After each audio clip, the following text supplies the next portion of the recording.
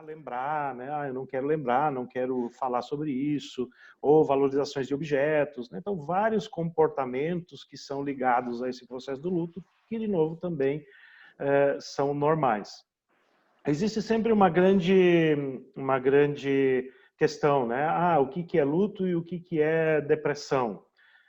Aí, interessante, o Freud, ele tem uma definição interessante, né? Ele diz, né, que o mundo, que no luto, aliás, o mundo parece pobre e vazio. No luto, o mundo parece pobre e vazio. Agora, na depressão, a pessoa se sente pobre e vazia. Então, o foco, né, porque as sensações, os sentimentos são muito parecidos. E às vezes, né, as pessoas até dizem, não pode ficar deprimida, né? A pessoa está em luto, você não pode ficar triste, não pode ficar deprimida. Não, ela pode, porque faz parte do processo, né? A pessoa precisa passar por aquela tristeza, precisa passar, né, por aquele recolhimento, a forma que ela está processando esse luto normal. Mas então, assim, para diferenciar luto de depressão, acho que essa frase do Freud bem simples, mas ajuda bastante, né? O foco das sensações, dos comportamentos é bem diferente. Mas, claro, existem, né, pessoas, e aí tem muito a ver com o desenvolvimento de um luto complicado, pessoas enlutadas que vão desenvolver depressão maior depois de uma perda. Isso, de fato, acontece, né? Essas sensações de tristeza, de pobreza, né? De olhar o mundo como um mundo pobre e vazio, de repente se volta para si mesmo e aí vai desenvolver esses processos depressivos. Algumas teorias, isso de novo vou passar bem rápido, tem aí as referências, né? Sobre o processo de luto. Três grandes teorias que estão assim mais em voga e que se usa como referência. A primeira é a da Elizabeth Kubler-Ross, essa grande pesquisadora ali dos anos 60, e ela, né, acho que a maioria de nós viu isso na faculdade, em algum momento, né, ela fala do luto em estágios: negação, raiva, barganha, depressão e aceitação. Talvez na época, quando ela desenvolveu essa teoria, o pensamento ainda era bastante linear, né, no sentido de que você vai da negação para a raiva, da raiva para a barganha, da barganha para a depressão, da depressão para a aceitação, como um caminho linear e contínuo. Hoje, ninguém mais olha, né, para o luto dessa forma. Eu costumo dizer que a gente tem que pensar nessas fases de uma forma circular, né, de que a pessoa, a gente vai no luto, a gente vai orbitando, né, em torno dessas fases. Então, de repente, eu estou com raiva, daí eu fico deprimido, aí eu volto para a negação, eu vou para a barganha, eu fico, né, orbitando em torno desses estágios. Outra teoria do processo, né, sempre entendendo, gente, como processo, né? Outro é do Worden, tem esse livro dele, Aconselhamento do Luto e Terapia do Luto, que ele, então, fala de tarefas, né? Em vez de estágios, como estágios, né? De momentos que você fica no luto, ele fala que são tarefas que a pessoa precisa encarar. Então, a primeira, ele também, né, fala de algumas tarefas. A primeira tarefa, aceitar a realidade da perda. Você vai ver que tem alguma similaridade, né, com a teoria da Elizabeth Kubler-Ross. Aceitar a realidade do luto. A segunda tarefa é processar a dor. Né, um segundo momento desse processo. A terceira é ajustar-se ao mundo sem a pessoa que faleceu. E aí ele fala de, né, ajustes externos, que é o funcionamento no contexto né, das relações e da vida, do mundo. Tem os ajustes internos, que é como a pessoa se vê, porque a perda ela causa ajustes internos, até de identidade, de valorização de si mesmo. Então, são vários ajustes internos que precisam ser feitos, e os ajustes espirituais, que é como é que a morte influencia as crenças, os valores, alguns ajustes que precisam ser feitos, né? Então, a terceira tarefa. E a quarta, que é encontrar conexão duradoura com a pessoa que faleceu em meio ao início de uma nova vida. Então, tenho uma nova fase, mas eu, ao mesmo tempo, preciso encontrar, né, uma forma adequada, saudável de estabelecer ou de continuar, né, ou de ressignificar a minha conexão com a pessoa que eu perdi. Então, o Worden fala dessas 4 tarefas. Depois a gente vai ter um outro teórico, que é o John Bowlby. Ele é psicólogo, especialista em desenvolvimento infantil e criador da teoria do apego nos anos 70. Ele fala em fases. Você vê que é parecido de novo, né? A primeira fase ele fala de choque, a segunda fase busca pelo outro e a saudade, a terceira desorganização e desespero. Então começa a aceitação de que de fato a morte ocorreu.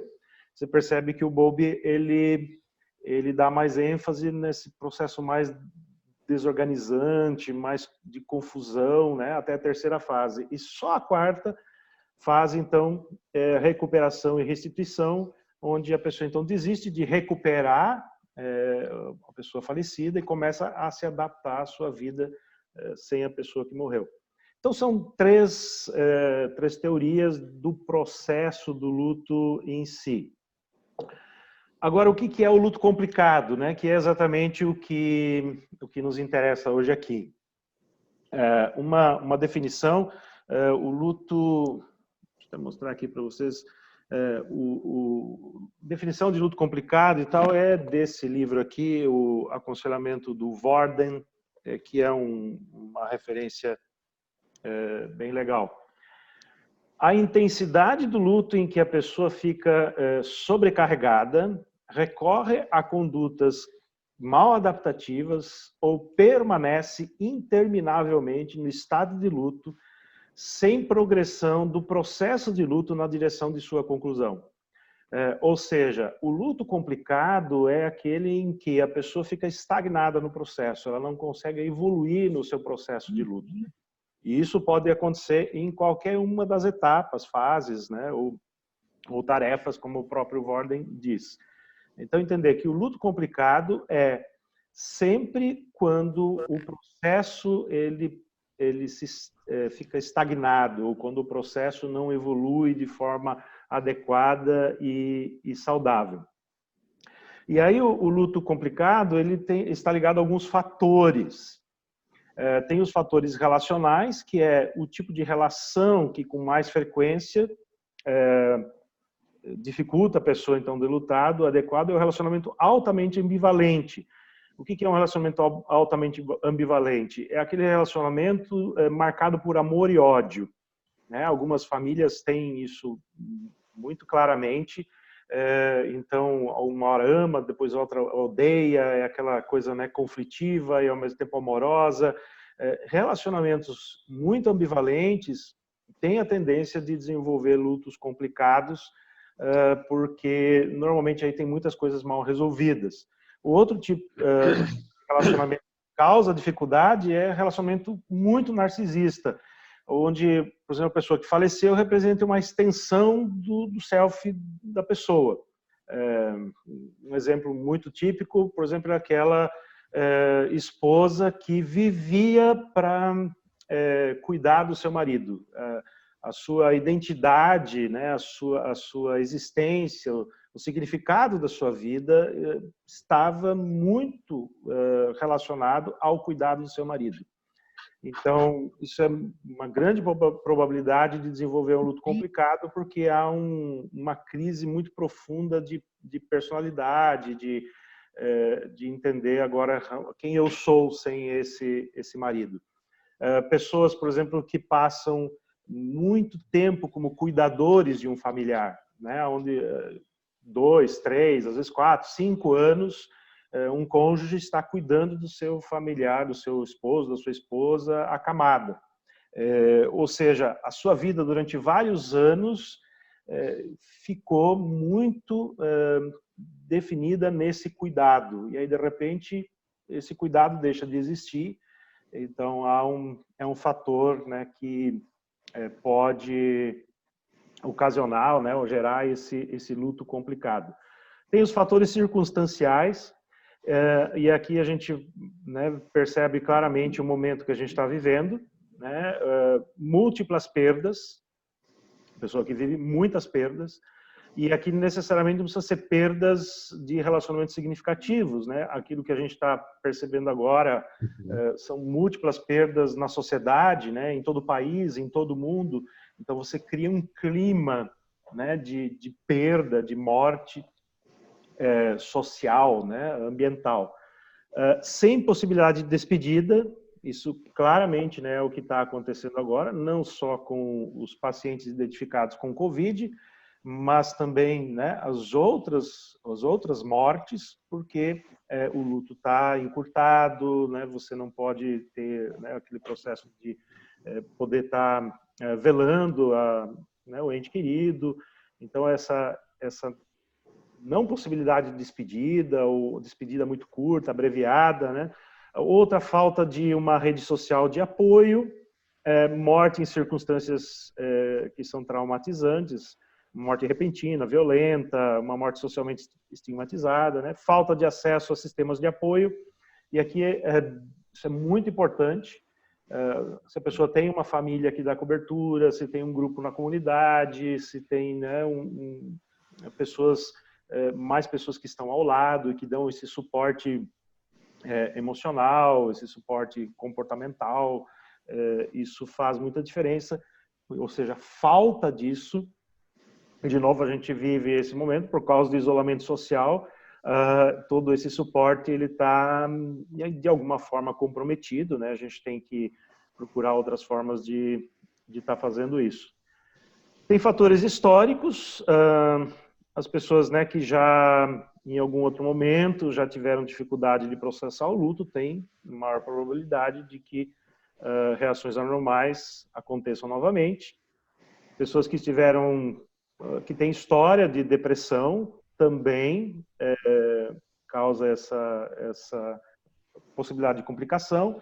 E luto reprimido, luto contido, de novo, né, isso traz para o nosso momento. Esse luto que não pode ser vivido de alguma forma, que é reprimido, que é sabotado, né, das pessoas pela situação sanitária. E tem os fatores de personalidade, basicamente duas aqui. Primeiro, aquelas pessoas que são incapazes de tolerar situações emocionais extremas. Então, elas se isolam, se fecham, não conseguem lidar com dor, né? Então, se defendem contra esses sentimentos intensos de perda, de dor, de raiva, e acabam se fechando, se blindando, né, as suas emoções. Então, essa contenção, eu digo assim, é que nem represa, né? Você não tem um ladrão, você não tem um escape da água, você só contém, tem uma hora que ela vai romper. Ou a pessoa que tem um autoconceito, ela né, isso a gente vê muito nas comunidades, é a personagem forte da família, então ela tem que exercer esse papel de aguentar, né, de suportar todo o processo, de segurar toda a família, ou segurar os filhos, ou segurar os pais, né, sem, vamos assim, respeitar o seu próprio processo, sem respeitar as suas próprias emoções, as suas próprias limitações. Então, essas personagens, né, pessoas fortes, né, a gente, entre aspas aqui, pessoas fortes, elas têm um complicador, né? Porque elas não se permitem, né, voltando lá ao luto normal, não se permitem passarem pelo processo que é normal de todas as pessoas, que tem a ver, né, com aqueles sentimentos, comportamentos. Então, eu não posso sentir, eu não posso ter um comportamento diferente, porque eu tenho que segurar, né, a barra da minha família. Então, isso é um outro fator importante. Ainda só pensar em termos de categorias, né? O Worden coloca essas categorias no livro, eu acho bem interessante. A categoria 1, que são reações crônicas. Só para a gente, então, perceber, né, como é que a gente identifica esse luto complicado. É uma reação excessiva em duração e que nunca se encaminha para uma conclusão satisfatória. Então, é aquela pessoa que não consegue evoluir e os comportamentos do luto, eles vão se intensificando cada vez mais, né? Por isso, reação crônica, prolongada.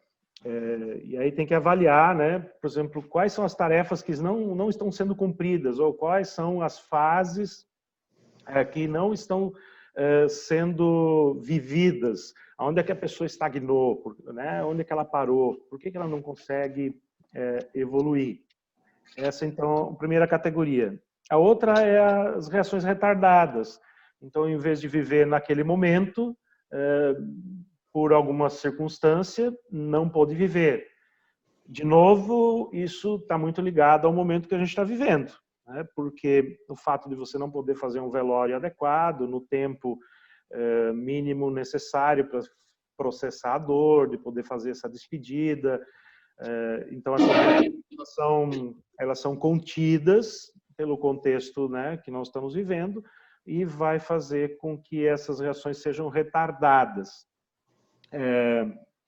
E esse retardamento significa contenção. Toda contenção gera uma tensão desnecessária e que pode trazer complicações, então, para o processo do luto. Tem as reações exageradas, né, que são a pessoa vivencia a intensificação de uma reação normal de forma exagerada. Então, chorar é normal, mas é aquela pessoa chora muito, muito mesmo. Ou tem muita raiva, ou muito revoltada, né? E sente essa sobrecarga. Então, isso é uma outra categoria. E ali tem umas reações exageradas, né, identificadas como patologia, que é ansiedade, fobia, depressão, alcoolismo, abuso de substâncias, que é uma resposta a essa reação exagerada. E tem as reações mascaradas. A pessoa, então, tem sintomas comportamentais que causam dificuldade, mas ela não reconhece o fato de que esses sintomas ou esses comportamentos estão relacionados com a perda. Não, isso não tem nada a ver, isso é uma coisa que eu estou passando. Então, mascara, né?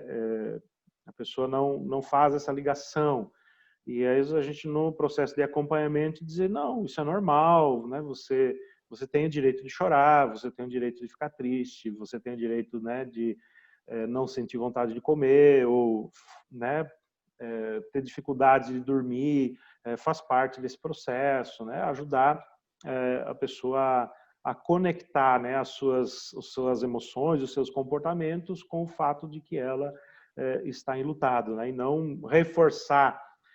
Às vezes eu percebo assim que nas comunidades, né, as pessoas elas reforçam, aliás, essas reações mascaradas, porque a gente quer ver que a pessoa fique bem, que ela não sofra, então reforça essa reação mascarada, o que pode gerar, né, esse luto complicado.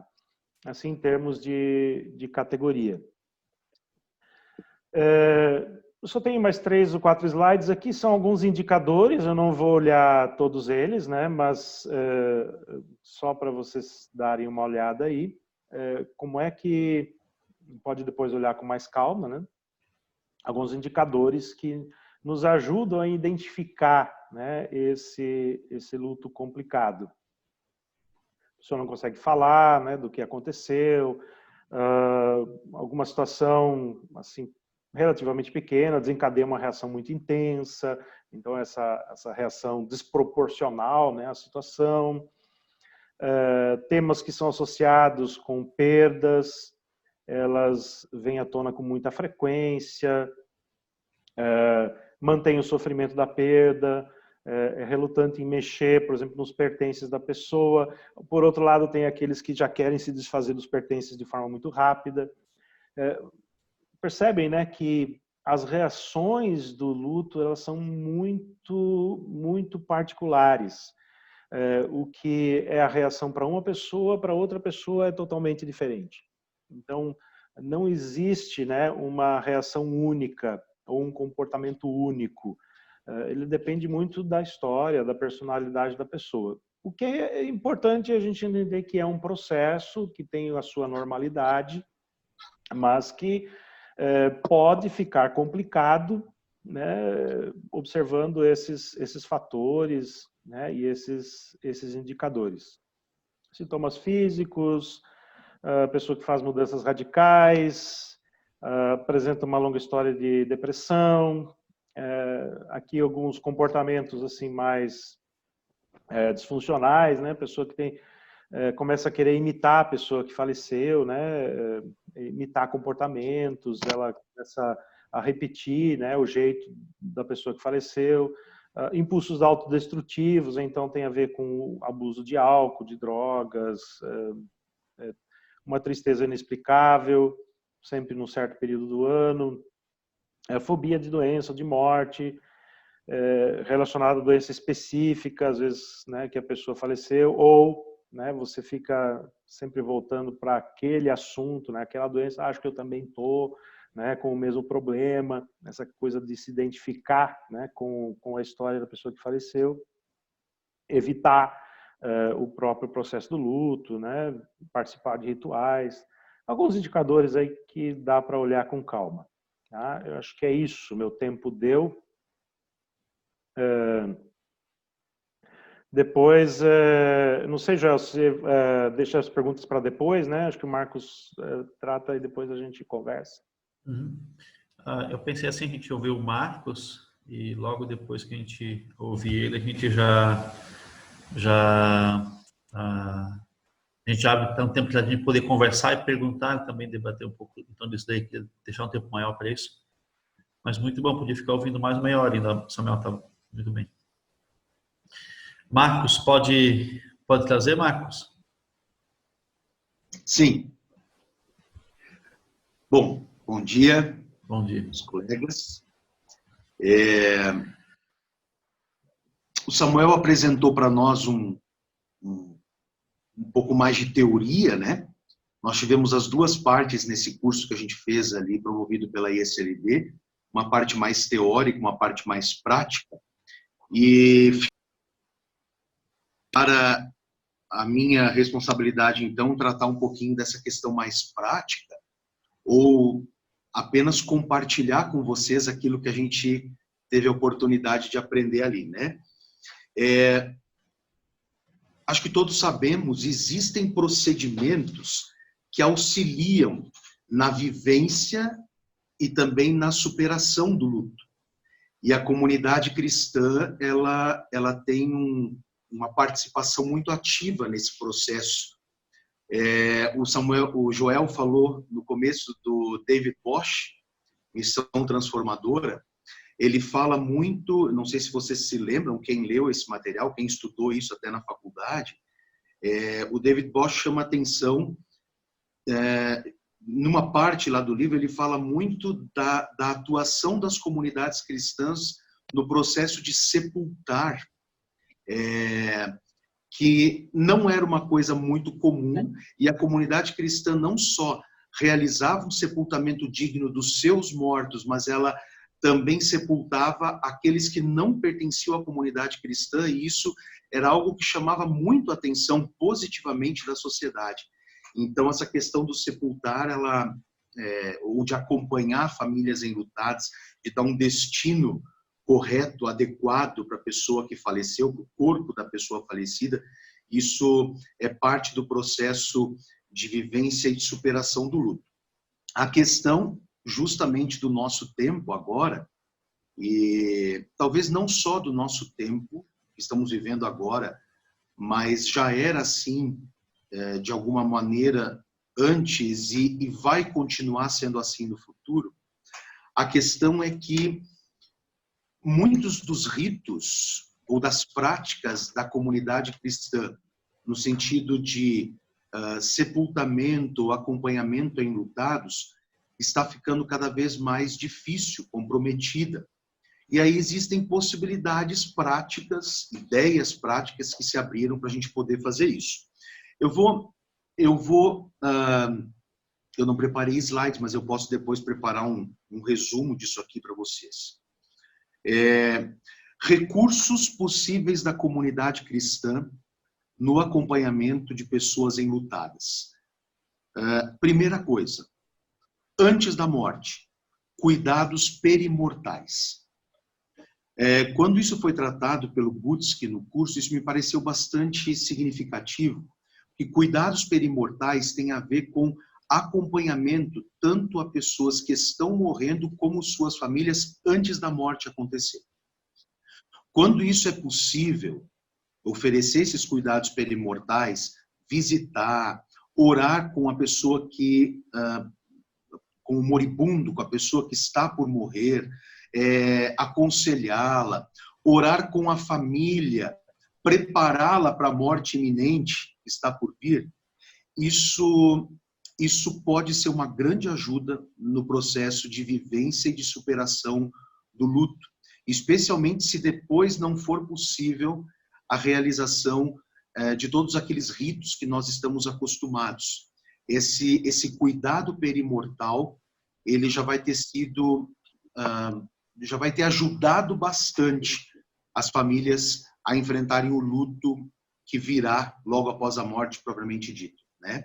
É porque existem aquelas mortes que são iminentes, que já são esperadas, um fim que vai acontecer a qualquer momento. Então, ali daria para dizer, já iniciou um processo de luto, já iniciou um processo de despedida.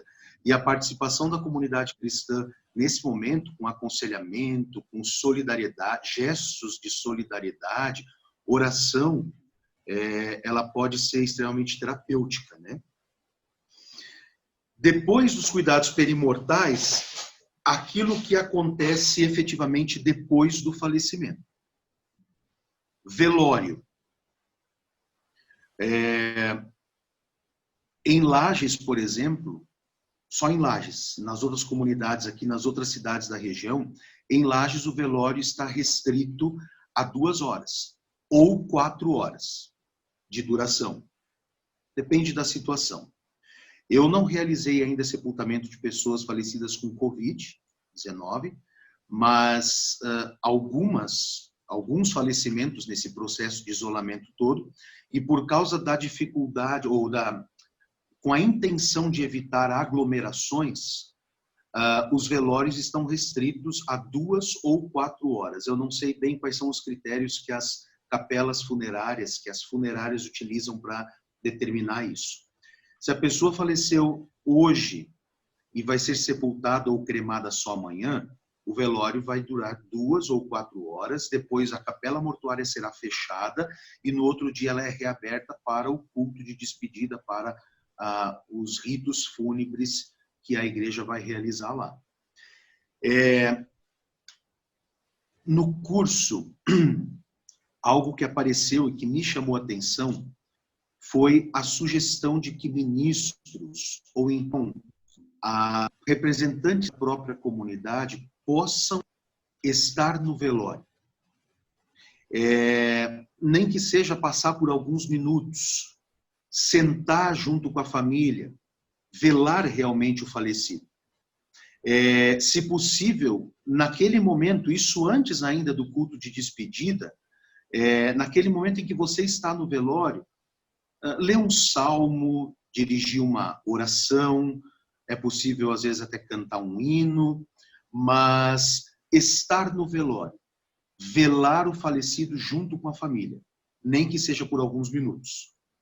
Onde ministros não conseguem fazer isso, pela quantidade de trabalho, pela quantidade de falecimentos, tem paróquias em que acontecem muitos falecimentos, não dá para o ministro estar em todos.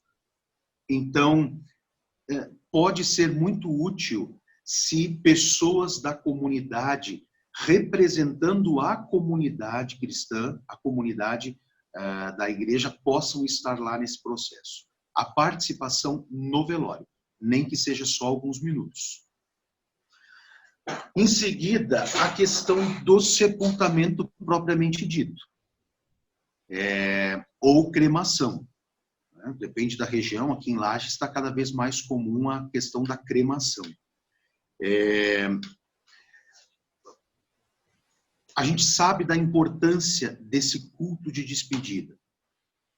Não só no sentido de ser espaço de testemunho do Evangelho, proclamação da esperança, da nova vida a partir de Jesus Cristo, que é palavra de conforto, de consolo, mas também na questão do dar um destino adequado e digno ao corpo daquela pessoa que faleceu.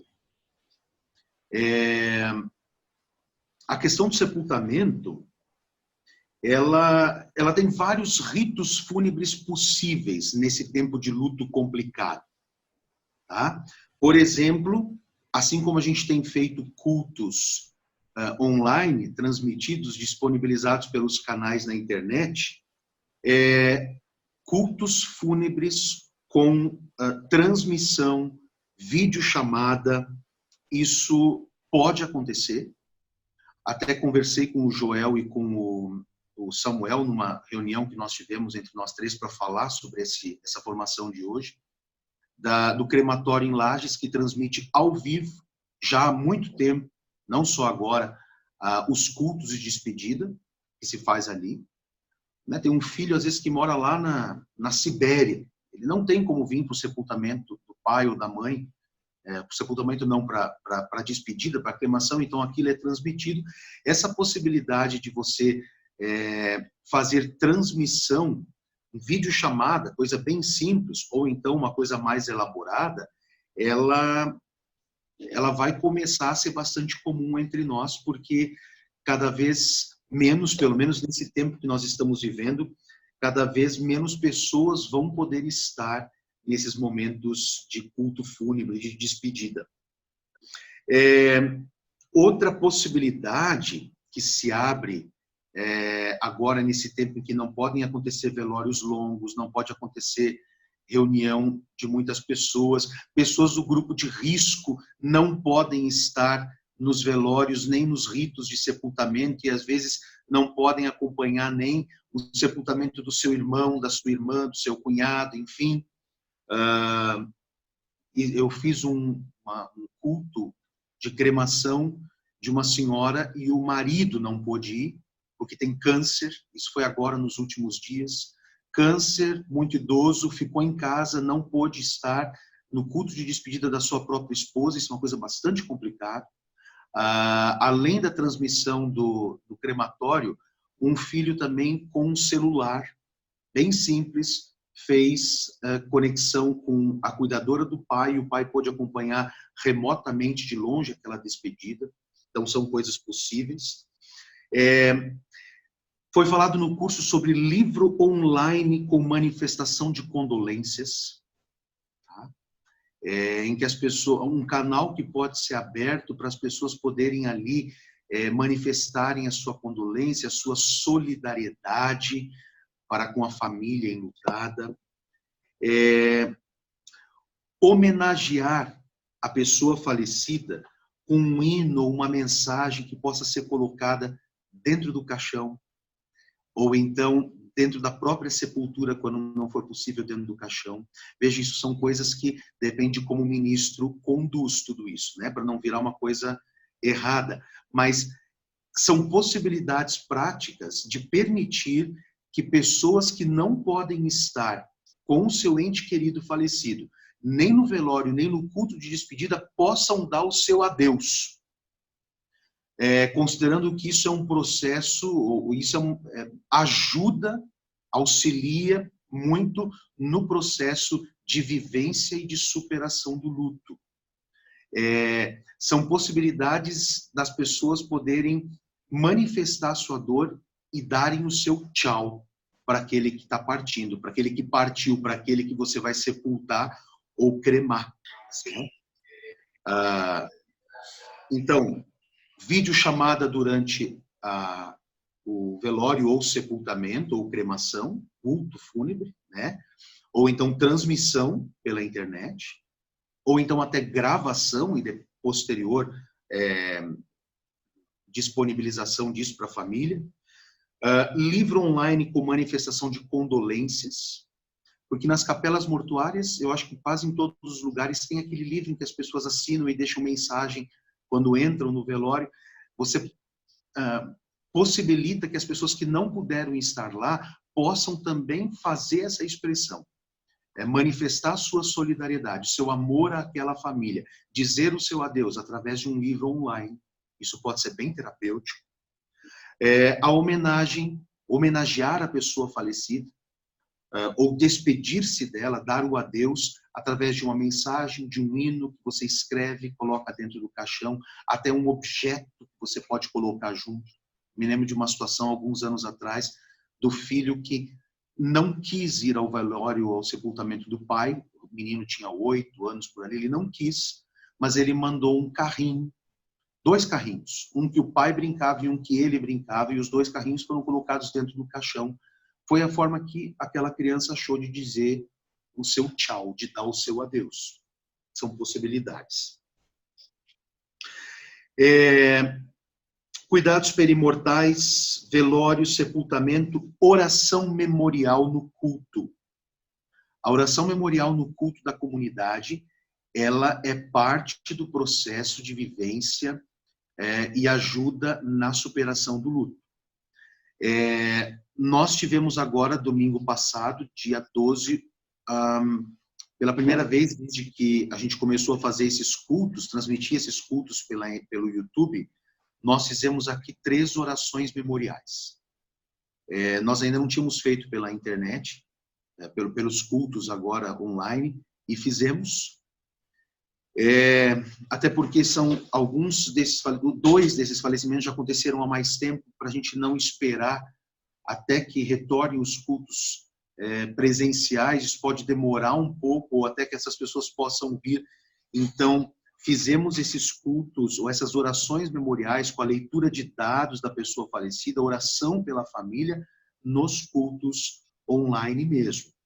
Isso é possível fazer, não sei quais os colegas já fizeram, mas é possível fazer, e é necessário que seja feito em algum momento. Porque é uma forma, o culto memorial primeiro, você lembra novamente da pessoa que faleceu, com a leitura dos dados, assim como fizemos no cemitério, no crematório. Depois você ora de novo com a família. Você tem ali a oportunidade de novo, não fazer uma prédica, assim como você fez no culto fúnebre, mas você tem a oportunidade de novo de transmitir palavras de esperança a partir da ressurreição do Senhor Jesus. A comunidade tem a oportunidade de expressar sua solidariedade, de colocar-se ao lado da família enlutada, de chorar com ela, alegrar-vos com os que se alegram, chorar com os que choram, de orar com ela e por ela. Isso não só na questão do luto complicado, né, mas como um todo, no luto normal também. O culto em memória, a oração memorial no culto, ela é de grande valia para a elaboração do luto, para a vivência e para a superação do luto. E a oração memorial pode acontecer também nos cultos que a gente tem transmitido via internet, né? Visita aos enlutados. Provavelmente é uma coisa que todos nós já fazemos. Depois de alguns dias da morte, sepultamento, eu até tenho o costume de fazer isso depois ainda da oração memorial, mas não deixar isso para muito tempo depois. Reunir a família enlutada, dizer, olha, reúna os irmãos, os filhos, os pais, quem quiser estar junto, para uma visita, uma conversa, uma oração novamente junto com a família. Até porque, assim como o Samuel apresentou para nós na primeira parte agora, o luto tem fases, tem estágios, tem etapas, e muitas dessas etapas as pessoas vão viver depois da morte, depois do velório, depois do sepultamento, depois da oração memorial. Então, Depois, é preciso que haja esse acompanhamento pastoral também. E essas visitas aos enlutados são muito importantes. Tempos de Covid, tempos de isolamento social, não dá para reunir grandes grupos dentro de uma casa. Você mesmo, como ministro, não pode estar em todas as casas, ou tem até evitado isso por questões de saúde, tá certo? De novo, é possível fazer tudo por videoconferência. É possível fazer até uma coisa muito simples, que é uma ligação em grupo pelo WhatsApp. Você faz essa visita de forma remota, mas realiza essa visita um tempo depois daqueles processos iniciais ali com velório, sepultamento e oração memorial. Justamente naquele momento em que as pessoas podem estar vivenciando essas outras etapas, estágios ou fases do luto, né? Ter esse acompanhamento se torna bastante importante. E aí, uma coisa que apareceu também no nosso curso e que me pareceu também depende de como o ministro conduz isso, mas uma posterior cerimônia no cemitério, com o resgate da memória da pessoa que faleceu. Não pôde acontecer aquela despedida no processo normal, como a gente está acostumado. Dá para reunir a família em algum momento lá na sepultura. Dá para novamente fazer uma oração com a família, pela família. Dá para novamente ler os dados da pessoa falecida. Porque afinal a pessoa que faleceu, o corpo dela foi depositado ali. Foi o lugar em que a família pôde depositá-la, às vezes às pressas.